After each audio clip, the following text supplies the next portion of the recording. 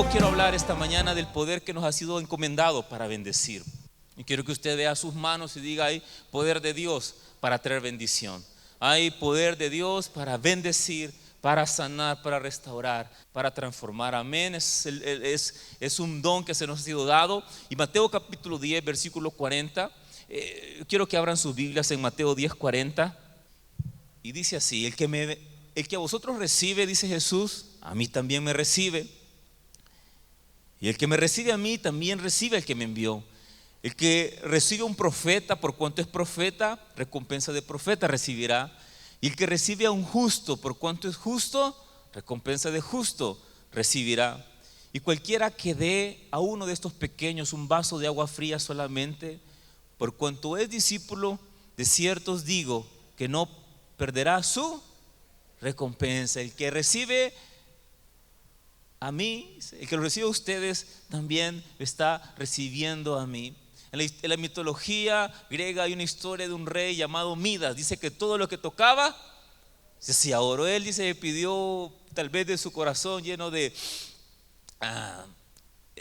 deseo, de codicia. Dice, yo quiero le ofrecieron darle un poder, así que él dijo: yo quiero el poder de hacer las cosas oro. Así que lo primero que hizo fue que tocó una piedra y la piedra se convirtió en oro. Me pareció excelente. Usted imagínense el poder de hacer las cosas oro.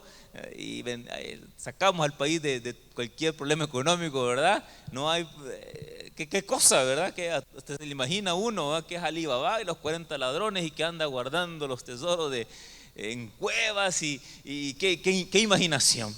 Pues después dice que quiso comer y convirtió la comida en oro. Así que voy a usar tenedor, dijo. Agarró el tenedor y entró la comida y también la convirtió en oro cuando llegó a su boca. Así que desesperado salió corriendo, abrazó a su hija y la convirtió en oro. Su oportunidad se convirtió en una desgracia. Pero a nosotros nos ha sido encomendado no la capacidad de convertir las cosas en oro, sino convertir todo aquello en la realidad del cielo en la tierra. La capacidad de lo que toca nuestras manos de bendecir. La capacidad de aquellas palabras que traen sanidad, traen restauración, traen bendición, traen consolación. Tenemos el ministerio de la reconciliación. Tenemos el ministerio de bendecir. Tenemos el ministerio de traer sanidad, traer restauración. Somos llamados a anunciar buenas nuevas. Hay un poder en nosotros, hay una vida en nosotros, amén, que quiere bendecir. Eso es un ministerio, es un poder que tenemos para bendecir. Y el mundo oriental lo entiende. Hay un poder espiritual detrás de las cosas. Nosotros somos del occidente. Y somos más racionales, tenemos una fe racional, llegamos a creer a Dios si yo lo comprendo, si yo me parece, si es verdad, y intentamos entender doctrina y teología. Pero en el reino de Dios hay un mundo espiritual. No importa si usted lo entiende, no importa si sabe mucho de la Biblia, Dios obra de una manera sobrenatural sobre aquellos que le creen. Dios ocupa a hombres santos, pero también ocupa burros para hablar. Eso es un don divino. Hay una obra espiritual detrás de las acciones del hombre. Hay potestades que están atormentando, hay demonios que están influenciando, atormentando, hay planes de Satanás para robar, para matar, para destruir. Creo que posiblemente desde que estamos siendo dados a luz, Satanás está diciendo: aquí viene uno. Pero los hijos de Dios le arrebatamos, amén.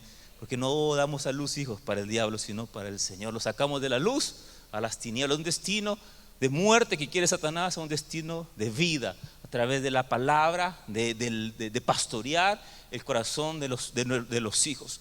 Así que el mundo lo entiende. Y había un rey que entendía el poder de la bendición, el poder que había a través de traer vida y de hablar vida y hablar bendición. Y este rey era el rey de Moab. Y el pueblo de Israel había pasado 38 años dando vueltas en el desierto, 38 años. Así que llegó el tiempo de entrar en la tierra prometida. Qué bonito, ¿verdad? Josué, caminar con el pueblo para la tierra prometida. Estaban a metros, empezaron a avanzar y tuvieron victoria de tal manera que el pueblo de Israel, los hijos de Israel se habían vuelto poderosos. Decía el rey exagerado: el rey de Moab, que eran más grandes que el mar, que eran más largos, que rodeaban toda la tierra. Dios había levantado en años de José una familia, en una multitud de hombres. Pero no solamente eso, ellos había un problema en ellos, que solo necesitaban un Dios, solo tenían un Dios y era poderoso que todos, y las demás naciones tenían Dios tras Dios, tras Dios, tras dioses, pero los de Israel solo tenían un solo Dios, poderoso y más poderoso, y tenían temor porque los había engrandecido, los había bendecido. Y decía el rey de Moab: estos vienen caminando, ya están acampando frente a mi tierra, estos nos van a devorar como el buey agarra el pasto, se los van a lamer, no van a hacer nada. Y se le ocurrió la genial idea de buscar un adivino, un brujo, un hechicero, para que dijera maldición sobre Israel. Y yo me imagino, no sé cómo, no soy del campo, ¿verdad? Ni que tanto lame un buey, pero un día le dije: papá, ya que tenés cabras, le dije aquí, ¿por qué no traes unas tus vacas también? Le dije yo. Y me dijo: no, es que el forraje no va a alcanzar en verano, me dijo. Las cabritas empezaron con la idea de regalar leche, hermanos, para los que estaban ahí débiles. Pero nos quedó la cabra y nunca dieron leche. Pero vamos a hacer un asado, amén. ¿Se animan a hacer un asado de cabras? Tenemos 3 cabras, el día de la cabra, ¿ah? Yo como, hermano, yo aquel día me comí una. Fíjese, bien rica, la dejé 24 horas en hierbas ahí. Qué espectacular aquello. Es que se ahorcó la cabra y mejor me la como. Pues no es que la maté, pero rica la cabra, se la recomiendo, de verdad, es muy buena carne. Y un día hacemos un asado aquí, compartimos los hermanos en armonía. Que Dios nos bendiga en la unidad, en el compañerismo. Para eso vamos a crear cabras, para comérnoslas, porque leche nunca le entramos. Así que el rey le dice, manda a llamar a un mago, a un hechicero llamado Naamán. No, esa es la prédica otro día. Se llamaba Balaam, ¿sí? Balaam. Y le llevan su cheque para pagar por la hechicería, para pagar por un conjuro, para traer maldición sobre los hijos de Israel. Y aquel hombre va delante de sus dioses, de sus adivinos, y pide consulta, y aparece Dios de Israel, el Dios del Rey de Reyes, y le dice: tú no vas a dar decreto alguno, tú no vas a ir con ellos. Así que regresan tristes, y el rey le dice: ok, no le manden un cheque de pago, mándenle un cheque en blanco, y que todo lo que pida, pero estos nos van a derrotar.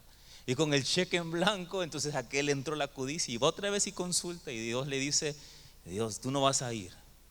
Así que el necio agarra camino, agarra su burra, y la burra se sale del camino.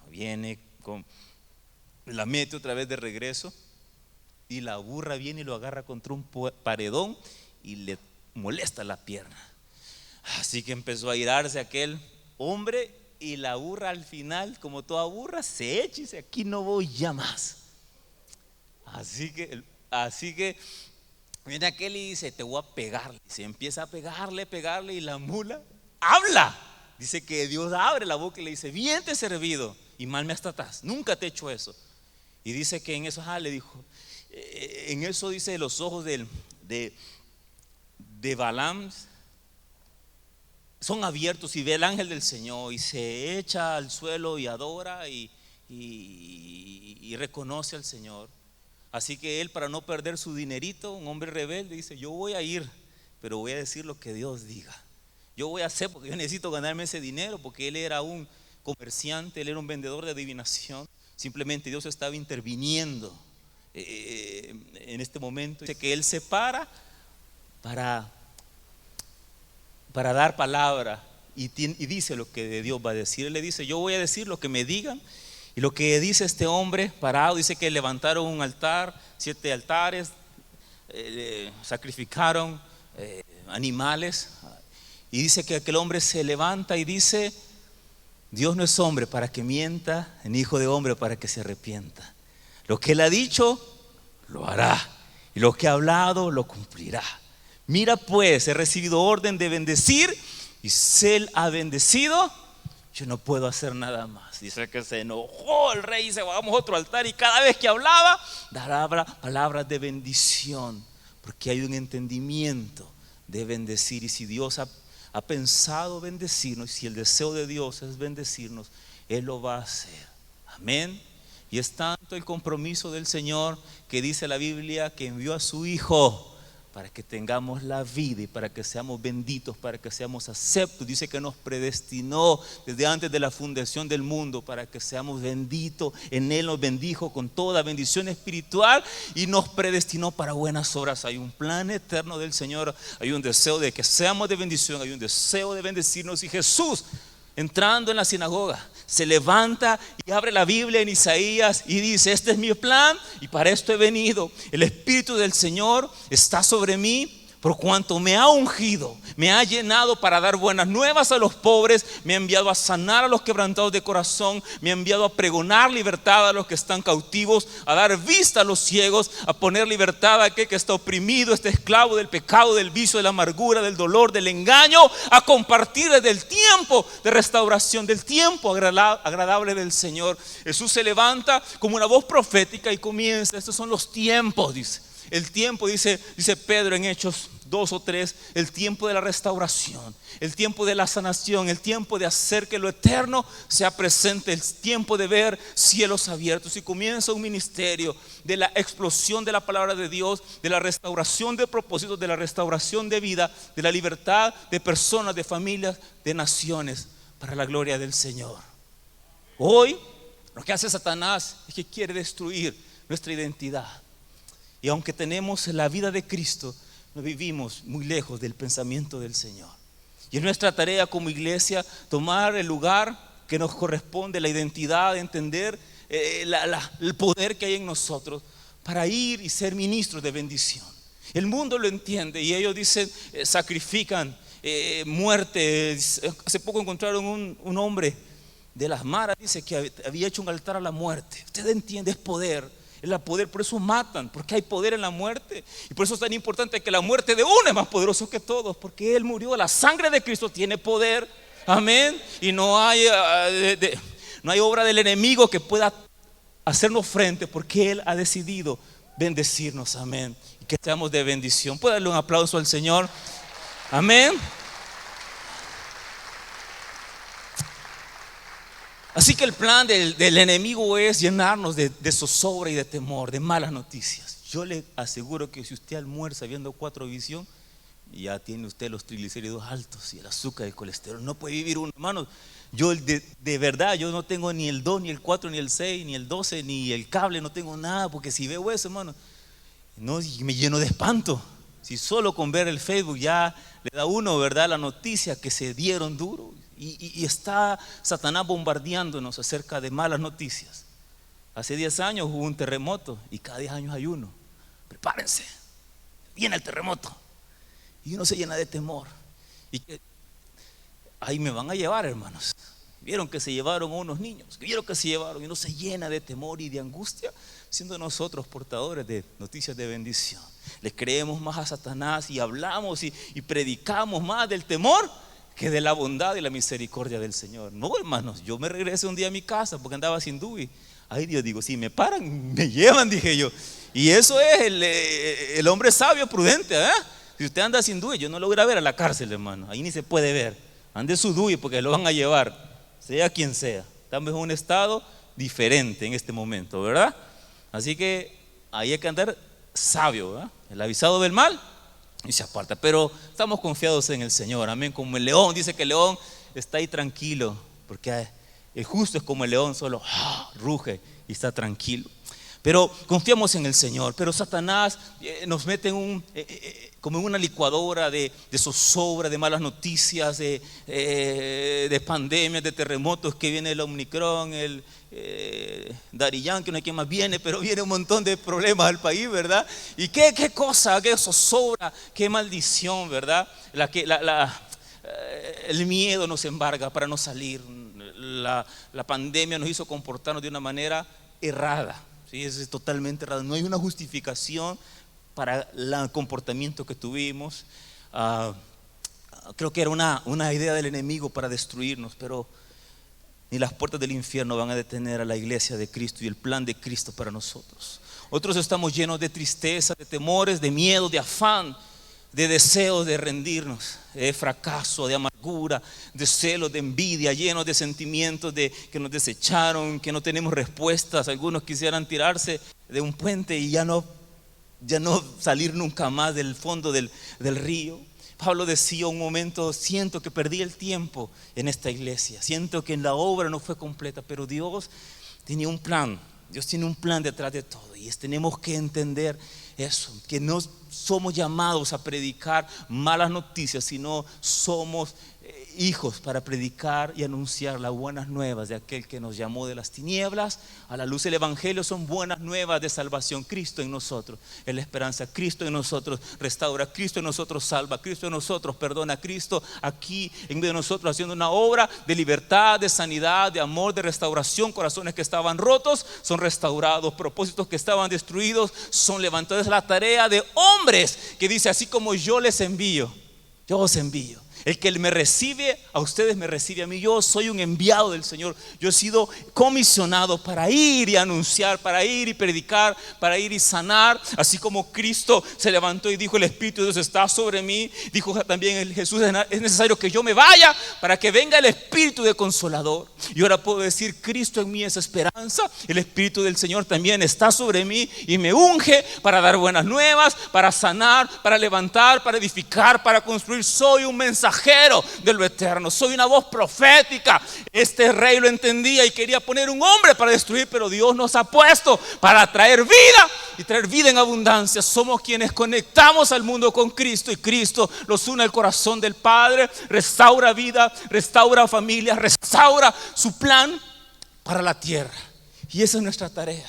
Así que el enfoque de nuestras vidas tiene que ser anunciadores de bendición y no de muerte. Tenemos buenas nuevas de gran gozo. Somos portadores, somos instrumentos de amor para el mundo. Yo lo que toco no lo hago oro, pero sí lo hago bendito por Cristo. Amén. Donde yo piso no es que lo convierte en oro, pero es una extensión del cielo aquí en la tierra. Es el reino del Señor, es el gobierno, es la vida de Cristo avanzando, avanzando, avanzando. Así que somos un movimiento de esperanza. Somos un movimiento de restauración, de reconciliación. Y eso es identidad. Y eso es nuestro llamado. Así que lo primero que necesitamos hacer es comenzar a liberar el poder, a liberar a otros del poder del pecado y de la muerte. ¿Puede usted decir libertad? Somos libertarios de la opresión del pecado. La gente, al estar en pecado, Satanás tiene poder sobre ellos. Pero nuestra tarea es ir y anunciar del mensaje de salvación, que Cristo pagó por sus pecados, lo hace libre del poder del pecado. No es que no peca, sino que el pecado no tiene poder, pero también lo hace libre de la muerte. Un cristiano la pelona no se lo lleva. No sé por qué la muerte tiene que ser pelona, pero es pelona. Y así tiene un os, no sé cómo se llama, y anda la muerte. La muerte no tiene poder sobre usted. Cristo ya la venció en la cruz del Calvario. La muerte está esperando, pero cuando ve, Cristo se lo lleva. Amén. Él le venció la muerte.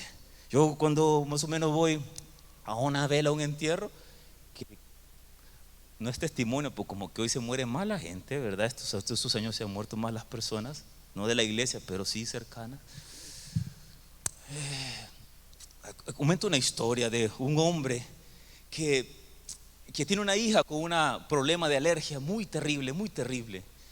Y si le pica una avispa o lo muerde una hormiga, se le tranca la respiración, de tal modo que tiene 1 hora, minutos para ir al hospital, que le inyecten, creo que es adrenalina, para que expanda otra vez su respiración y pueda seguir respirando. Así que el papá iba con su esposo y sus hijos, su hija y su hijo, de paseo al campo, y en eso una abeja entra. La mujer comienza a gritar y dice: pará, mamá, pará. Y el niño se asusta y quiere proteger a la hermanita, y la hermanita entra en pánico porque le iba a picar. La abeja estaba lejos de un hospital y de una clínica, no andaba en el medicamento, y con una pequeña pequeña entrada de ese veneno lo iba a matar la niña, y papá tenía una sonrisa así de par en par, estaba pero muerto así de tranquilidad, como que supiera el fin de todo.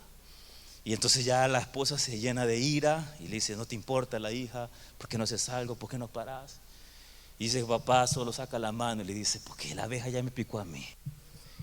Y dice la Biblia: ¿dónde está muerte tu hijo? ¿Dónde sepulcro tu victoria? Si Cristo ya venció, aunque la abeja la pique y la repique, no la va a matar, porque Cristo ya venció la muerte. Amén, amén. Ese es el poder que predicamos. No dependemos del mundo, dependemos de Cristo. Amén. Él tiene nuestros días, y aunque usted haga lo que haga, estamos confiados en las manos del Señor. Pero más que hablar de la muerte, porque eso es la consecuencia de ser libre del pecado, tenemos que predicar, anunciar a otros que necesitan ser libres del pecado. Hay algunos que no tienen esperanza. Las tinieblas han llenado su vida y no alumbran la luz de Cristo. Necesitan ser libres del poder del pecado. Tienen una pobreza moral, una pobreza económica y una pobreza social. Necesitan que se les hable, que se les predique la palabra del Señor. Necesitan que alguien se les hable. Es una identidad donde voy, hablo a otros del Cristo, del mensaje. La gente está en caos, de verdad. Las familias están en caos. Las familias viven de una manera como animales, golpeándose, dañándose, viviendo desenfrenadamente. Están atados al pecado, están llenos de maldiciones, de una vida incorrecta que produce dolor. Hombres que abandonan hogares, mujeres que pierden su lugar en la casa, que son abusadas, que son golpeadas, menospreciadas. Una sociedad que está en caos. Pero es mi tarea no saber que yo tengo a Cristo. Es mi tarea saber que yo tengo un poder para bendecir, para restaurar, para sanar, para traer esperanza a un mundo que está en caos. La gente busca modelos, la gente busca amor y lo encuentran. Los niños lo encontraron en la calle. Con las maras lo encontraron porque les dieron aceptación, porque papá y mamá fallaron, porque la iglesia falló. De estar en las calles está en la iglesia, y la gente anda mendigando y se conforma con cualquier basura, porque no han podido disfrutar a alguien que les ame como Cristo nos amó, alguien que les sirva como Cristo nos sirvió. Necesitamos vernos como liberadores, libertarios, no sé cómo es la palabra, pero gente que va a las calles predicando, sanando, restaurando. Gente que está huérfana, que necesita identidad, que necesita una manera de vivir. Hay gente que nunca ha ido a una boda, no sabe qué es una boda. Simplemente su esperanza es encontrar uno que se la lleve.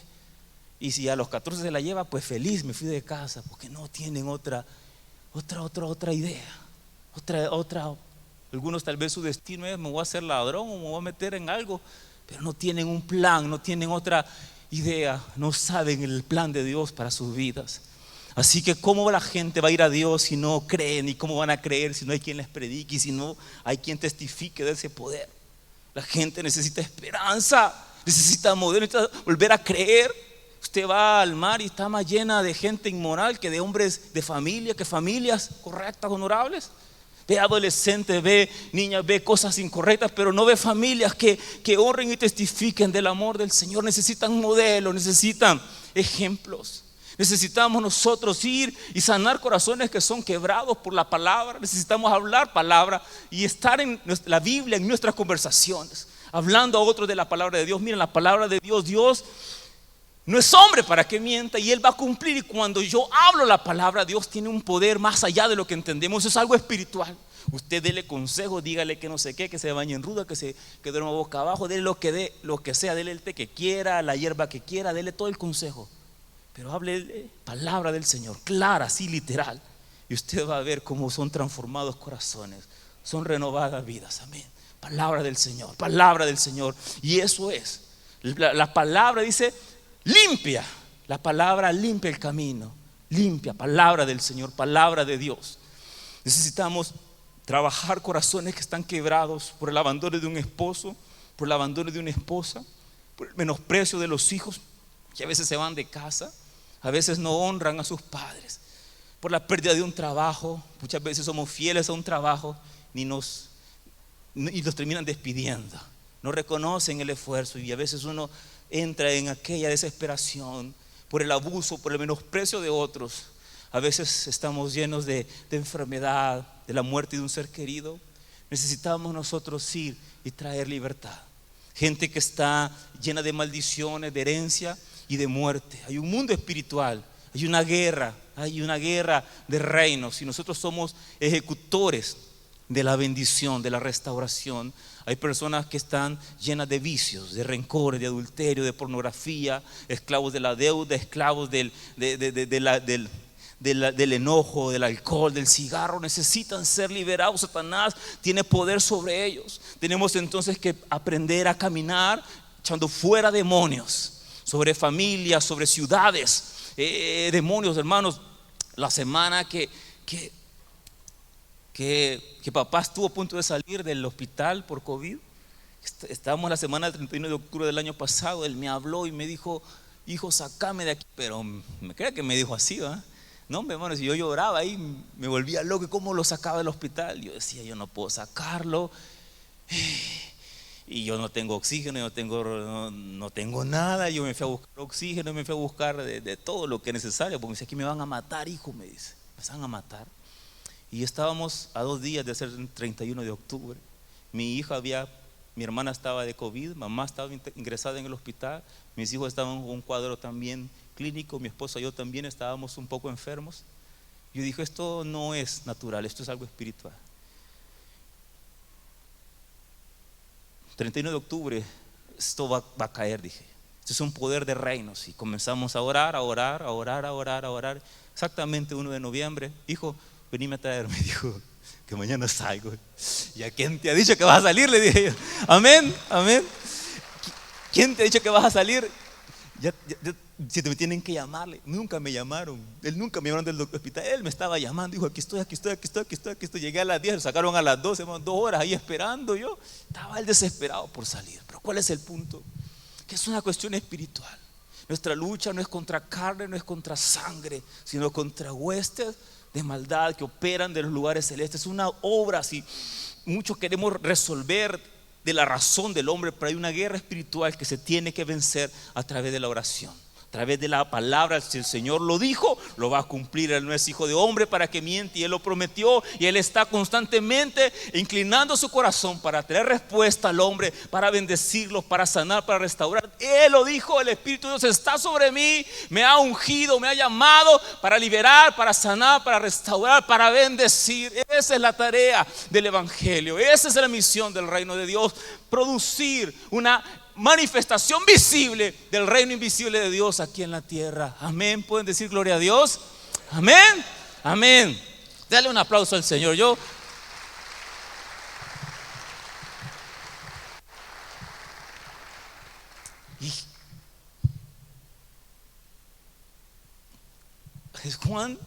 Primera de Juan 3:8 dice así: por eso se apareció el Hijo de Dios, para deshacer las obras del diablo.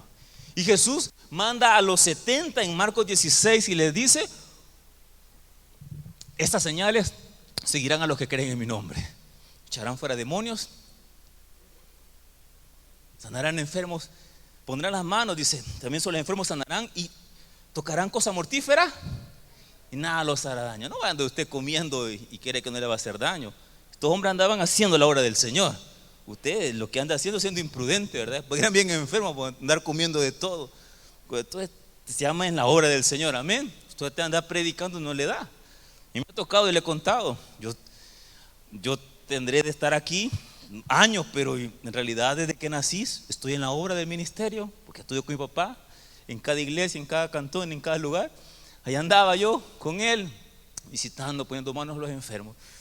Y a veces me mandaba, como decía Numa Rodesno, pues vaya el hijo, ¿eh? Y ya aparecía yo, Numa Rodesno. Las 2 cosas que me tocó comer así en ministerio, la primera fue que sacaron de un pozo agua para darme de tomar. Eso no es malo, un pozo, solo que estaba así algo turbio el agua. Y cuando le hago para adentro venían un montón de ranitas, ¿verdad? Solo levanté mis manos y dije: gloria a Dios. Y pasó aquello, hermanos. Y la verdad es que lo que te den, come, dice la Biblia. Amén. Y cuando tú llegues vas a ser de bendición. Amén. Vas a ser de bendición. Y otro día que me dieron mis plátanos fritos con aceite que donde habían frito huevo, donde habían frito pescado, hermanos. Es así, ahí sí pequé, hermanos. Me la metí en la bolsa, andaba con Henry Osvaldo, que es mi testigo, y dijo, esto no voy. Pasé los frijoles en pescado, pasé creo los huevos en pescado, pero los plátanos en pescado no los entré, hermano. Dije, no, ahí llegué, hasta ahí llego, hermano, ahí no pude. Pero la obra es con gozo. Sé estar en lo mucho, decía Pablo, sé estar en lo poco, pero no importa. En Cristo puedo todo, amén. Comemos garrobo, cuzuco, cabritos, amén. De todo, hermanos, amén. Y nada nos va a hacer daño. Así que tenemos que entender ese lugar. Nos llamó, nos envió para echar fuera demonios, para hablar nuevas lenguas, para predicar del tiempo del favor, de la restauración de Dios. Amén. Es un entendimiento del poder que opera en nosotros. Dice la Biblia que la vida, el poder, el dunamis que levantó a Cristo de los muertos también está en mí, está en usted. Es el mismo, no cambia, es inmutable. El mismo poder que andaba Pedro, que andaba Pablo, es el mismo poder que está en nosotros. Pero necesitamos entonces ir y accionar y vernos como Dios nos ve. La segunda cosa que tenemos que traer libertad son las personas que están enfermas. La única manera en que Dios sane a los enfermos es que oremos por ellos. Hay algunos que Dios no los va a sanar, no me pregunte por qué. Pablo no se pudo sanar a sí mismo. Trabajo del Señor, ese es problema del Dios soberano. Yo ni le voy a decir cómo ser Dios, ni cómo crear el universo, cómo sostenerlo. Él es 1000 veces, millones de trillones de veces más sabio que yo, y Él sabe lo mejor para sus hijos. Eso es una cuestión donde no llega a nuestro pensamiento, pero Pablo decía, me basto de tu gracia, Señor, porque en mi debilidad tú te estás haciendo fuerte en mí. Y otra vez le dice Pablo a Timoteo, te mando esta receta médica. Yo digo, Pablo lo hubiera sanado, pero le digo, te mando esta recetita, le dijo, sigue tomando esta bebida porque te da salud. Tipo doctor, ¿verdad? Pero lo hubiera sanado, pero hay momentos que no. Pero la otra cosa es que dice la Biblia, pongan la mano sobre los enfermos y van a sanar. Hermano, ¿cuántas personas de cáncer se han sanado estos últimos 4 meses? En mi haber, 4, y antes ninguno, porque no orábamos. Vaya usted y ore, y si se sana, bueno, y si no se sana, ese es el problema del Señor. Su tarea es orar, amén, darle esperanza. El Señor sigue sanando. Miren, si Dios abrió el mar, Dios también puede hacer grandes obras y lo seguirá haciendo. Él es fiel, Él es el mismo Dios, es el mismo Rey soberano, Él es poderoso, Él lo va a hacer, hermanos. Pero vaya y ore por los enfermos. Pero tenemos la medicina, tenemos el curandero, tenemos el remedio, tenemos la hierba. Predicamos y hasta profetizamos lo que va a ser la hierba. Y hay de life, de true life, for life, free life, y hasta fruity life, ¿verdad? De todo hay, pero la vida la tiene Cristo, amén. Y Él es nuestra primera medicina, Él es nuestra confianza, Él es nuestra esperanza. Tómese la medicina también, pero nuestra fuerza está en la vida de Cristo, amén. Así que tenemos que orar por los enfermos. Ellos van a sanar. Pongan las manos al que esté enfermo, y la vamos a seguir poniendo, y la vamos a seguir poniendo. Y si al final no se sana, pues la fe suya se levantó. La persistencia como Cristo, que persiste en amarnos, en perdonarnos. Usted se hace más con el carácter de Cristo, amén. No se avergüence, que la esperanza no avergüenza. Yo seguiré confiando en mi Redentor. ¿Y dónde más voy a poner mi confianza? Maldito el hombre que pone la confianza en el hombre. Mis ojos van a estar puestos al Altísimo. De Él vendrá mi socorro, Él me sostendrá, y si no, me llevará. Pero fue su decisión. Yo seguí confiando en Él, así como Job. Y al final de mis días es mi siervo. Sigo confiando en Él. Vaya en que Él ore por usted. Y Job enfermo, ay Dios, me hubiera caído mal que me hiciera eso a mí. Job enfermo y orando por los que hablaban mal de Él. Pero Job fue fiel al Señor, amén. Así que siga creyendo en Dios, que Él es nuestra esperanza, Él es nuestra fortaleza, Él es nuestro auxilio en las tribulaciones. Nuestra herencia es estar con Cristo todos los días. Y por último, si me ayudas, mi hermano Chamo, que para serte sincero no sé cómo te llamas, Chamo, que por apodo, hermanos, espíritu demoníaco de podos fuera.